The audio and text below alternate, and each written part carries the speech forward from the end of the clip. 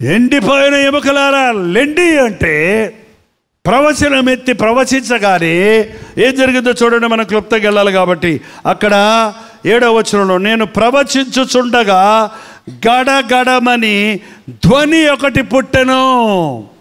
ఏం పుట్టిందంట అక్కడ? ఆ ఎముక ఇటు వచ్చింది, ఈ ఎముక ఇటు వచ్చింది, ఆ పుర్రి ఇటు వచ్చింది, ఈ హస్తం ఇటు వచ్చింది, ఆ కాలు ఇటు వచ్చింది, బడబడ బడబడ బడబడ బడబడ బడబడ బడబడ బడబడ బడబడ బడబడ బడబడ బడబడ హస్తిపంజరాలు తయారైపోయినాయి. ఏమంటే అక్కడ ఏమొచ్చింది? శబ్దం వచ్చింది, కదలిక వచ్చింది. నేను చాలా చోట్ల ప్రసంగం చేస్తుంటానండి.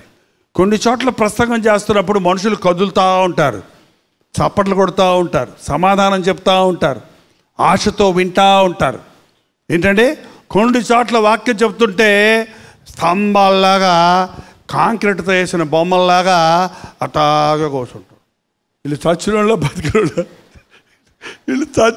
బతికినోళ్ళ చెప్పండి, కోమలోకి వెళ్ళిపోయిన వాళ్ళ. ఏంటంటే మనిషి అన్నాక నవ్వాల్సి వచ్చినప్పుడు నవ్వాలి, ఏడవాల్సి వచ్చినప్పుడు ఏడవాలి, ఆశ్చర్యం చెప్తే అనాలి. మనిషికి అనేక హావభావాలు ఇచ్చాడు, మనం ప్రతిస్పందించాలి. బాగున్నారా ఎవరిని అడిగారు అనుకో,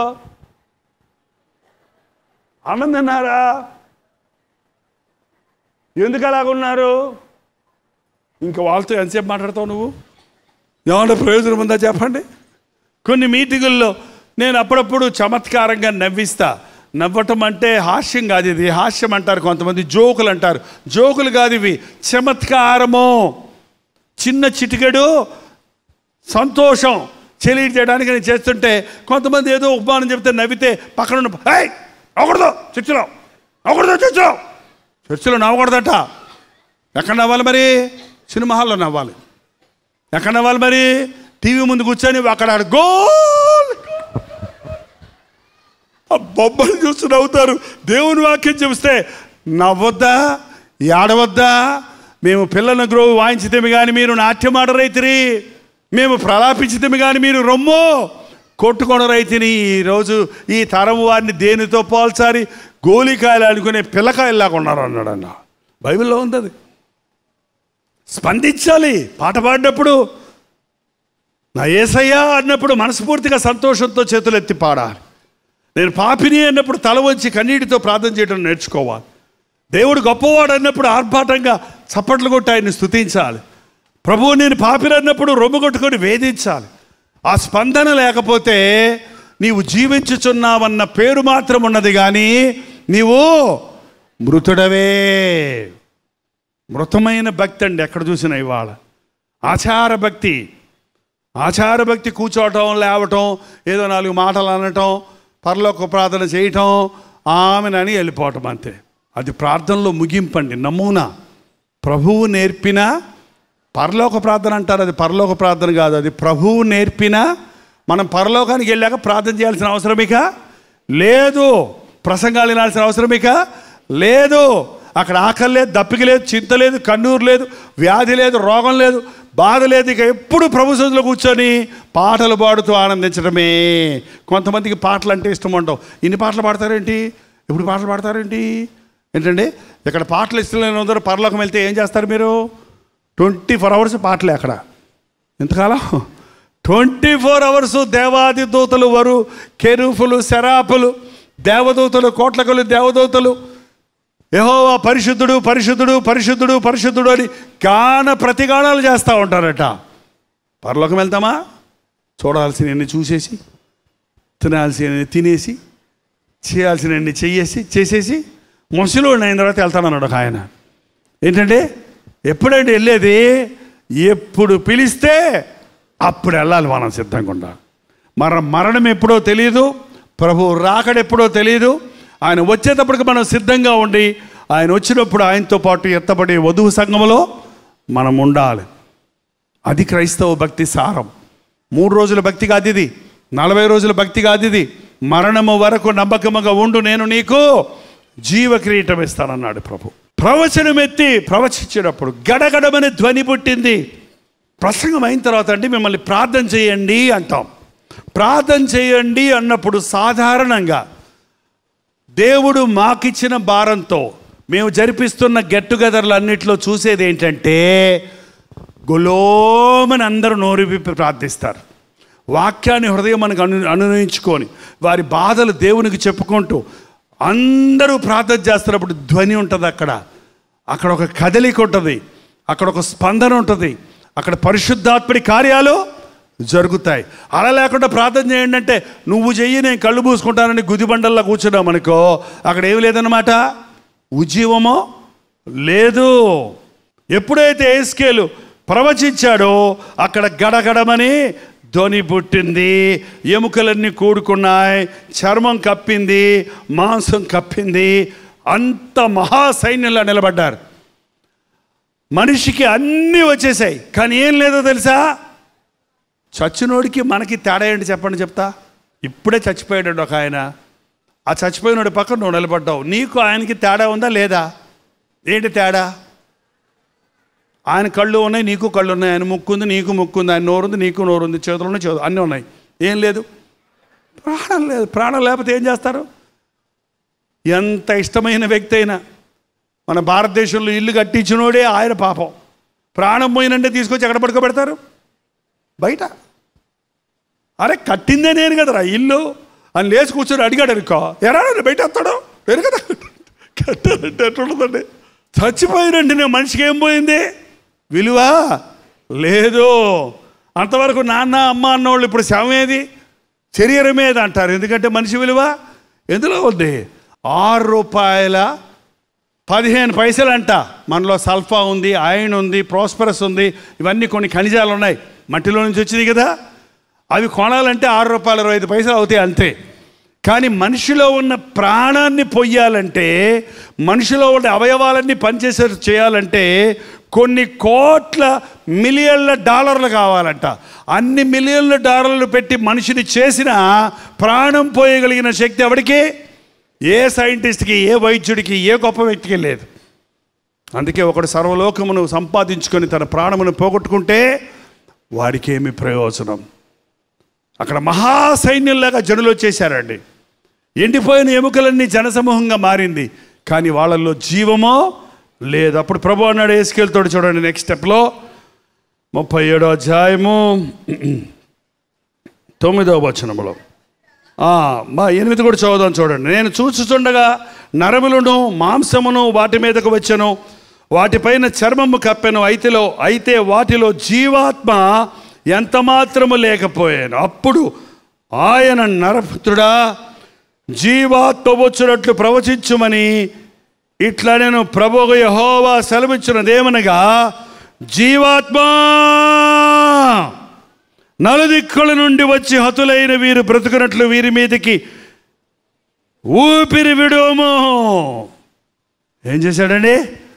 ప్రవచించమన్నాడు. జీవాత్మ నలుదిక్కుల నుండి వచ్చి వీరి మీద ఊదు, వీరిలోనికి జీవాన్ని పంపించనగానే చెప్పశక్యము కానీ ఆయన నాకు ఆజ్ఞాపించి నేను ప్రవచింపగా జీవాత్మ వారిలోనికి వచ్చెను, వారి సజీవులై లేచి లెక్కింపశక్యము కాని మహాసైన్యముగా నిలచిరి.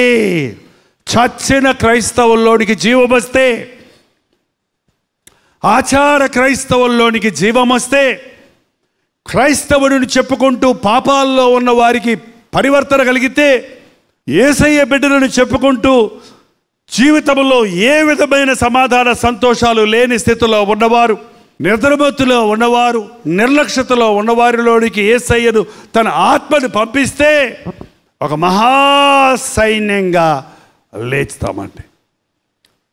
నీ చేత దేవుడు తన కార్యాలు జరిగించాలనుకున్నప్పుడు నిష్ప్రయోజకులైన నిన్ను ప్రయోజకుడిగా చేయాలని, నిర్వీర్యుడైనటువంటి నిన్ను పరిపూర్ణుడిగా చేయాలని, రోగాలతో, బాధలతో, సమస్యలతో సతమతమైపోతున్న నీకు విజయమిచ్చి పరిశుద్ధుడిగా, పవిత్రుడిగా, దేవుని సాక్షిగా జీవించినట్లు అభిషేకించాలని ఆశపడుతున్నాడు.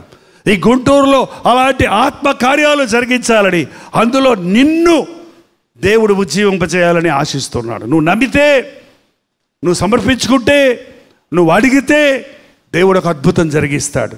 యెహెజ్కేలు గ్రంథంలోని 12వ వచనంలో, కాబట్టి ప్రవచనమిత్తి వారితో ఇట్లనము, ప్రభువు యెహోవా సెలవిచ్చినదేమనగా, నా ప్రజలారా, మీరున్న సమాధులు తెరచెదను, సమాధుల్లో నుండి మిమ్మల్ని బయటికి రప్పించి ఇశ్రాయేలు దేశానికి తీసుకొని పోదును. నా ప్రజలారా, నేను సమాధులు తెరిచి సమాధుల్లో నుండి మిమ్మల్ని బయటికి రప్పించగా నేను యెహోవాని తెలుసుకొని మీరు తెలుసుకొందురు. మీరు బ్రతుకునట్లు నా ఆత్మను మీలో ఉంచి మీ దేశంలో మిమ్మల్ని నివసింపజేసేదను. యెహోవానగు మాట నేను మాట ఇచ్చి దానిని నెరవేర్చదనని మీరు తెలుసుకుందరు. ఈ రాత్రి చెప్తున్నాడు, నీ ఉన్న సమాధిలో నుండి నిన్ను బయటకు తీసుకొని వస్తాను.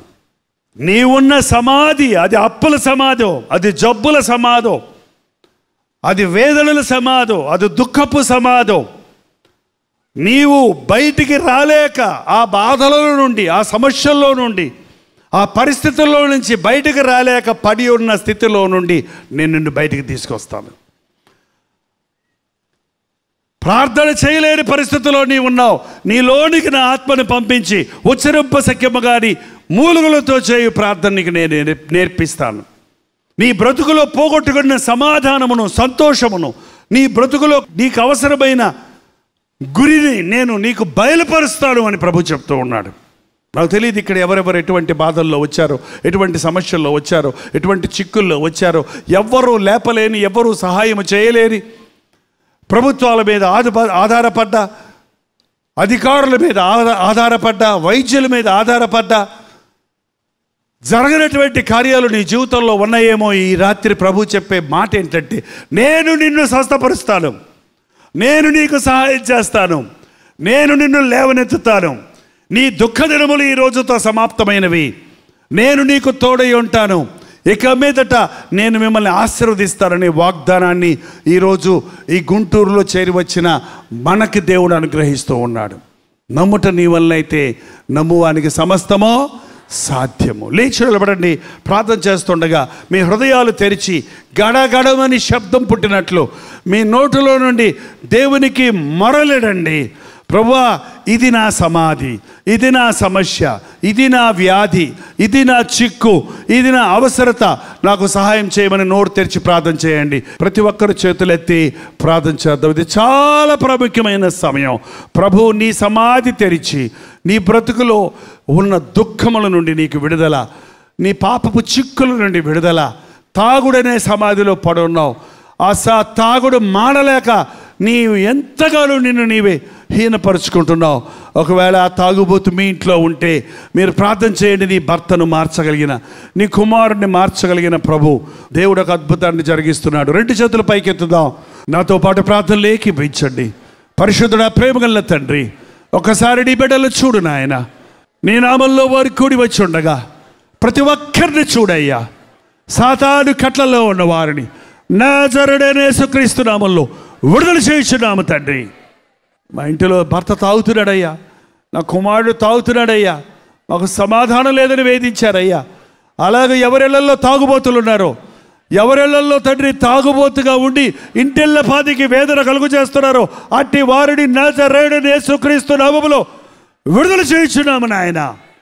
వారు ప్రేమించిన సారాయిని అసహించుకున్నట్లుగా నూతన హృదయాన్ని వారికి దయచేయి తండ్రి.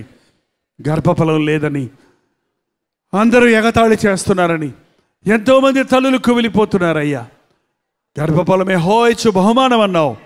ఇదిగో మూయబడిన ప్రతి గర్భాన్ని నజరేయుడైన యేసుక్రీస్తు నామములో తెరచున్నాము తండ్రి. చక్కటి బిడ్డతో వచ్చి సాక్ష్యం ఇచ్చటకు సహాయము చేయము. డిగ్రీ చేశాను, MBA చేశాను, MCA చేశాను, బీటెక్లు ఎంటెక్లు చేశారు, ఉద్యోగాలు లేవని ఎంతోమంది యవ్వనస్తులు నిరుత్సాహపడుతున్నారయ్యా. నీవు ఆశీర్వదిస్తే అది అనడానికి ఆశీర్వాదము కదా. నిరుద్యోగ సమస్యతో వేధించబడుతున్న వారికి నీ హస్తమును చాపి ఉద్యోగములు దయచేయము నాయన. వృద్ధాప్యంలో ఎన్నో బలహీనతలకు గురై బిడ్డలు చూడటం లేదని, శరీరంలో ఆరోగ్యం లేదని కృంగిపోయిన వృద్ధులైన తల్లిదండ్రుల కోసం ప్రార్థిస్తున్నాము నాయన. ముదిమే వయసు వచ్చే వరకు ఎత్తుకొని వాడని నేనే అన్నావు కదా, నిన్ను విడువను ఎడబాయనన్నావు కదా. అట్టి వారికి నీ ఆదరణ దయచేయము. మా యవనస్తుల్లో నుంచి సేవకులను లేపిన ఆయన, మిషనరీలు లేపిన ఆయన, ఈ గుంటూరు ప్రాంతంలో నుండి ప్రపంచమంతటికి నీ సువార్తను ప్రకటించేవారు లేవనెత్తునట్లుగా నీ పరిశుద్ధాత్మను కుమ్మరించు తండ్రి. ఈ ఆవరణలో అడుగుపెట్టిన ప్రతి ఒక్కరూ ఈ రాత్రి ఉజ్జీవించబడి వెళ్ళడానికి సహాయం చేయము. నా మట్టుకైతే బ్రతుకుట క్రీస్తే, చావైతే లాభమన్న రీతిగా నీ రాజ్య వారసులం అవ్వాలని ఆశతో వెళ్ళడానికి సహాయం చేయము. యేసు క్రీస్తు నామములో అడుగుచున్నాము తండ్రి. మన తండ్రి అయిన దేవుని యొక్క ప్రేమయు, కుమారుడైన క్రీస్తు యొక్క కృపయు, ఆదరణకర్త అయిన పరిశుద్ధాత్మ యొక్క సహవాసమును కూడి వచ్చిన మనందరికీ ఎప్పుడును సదాకాలమును తోడై ఉండును గాక. ఆమేన్, ఆమేన్, ఆమేన్.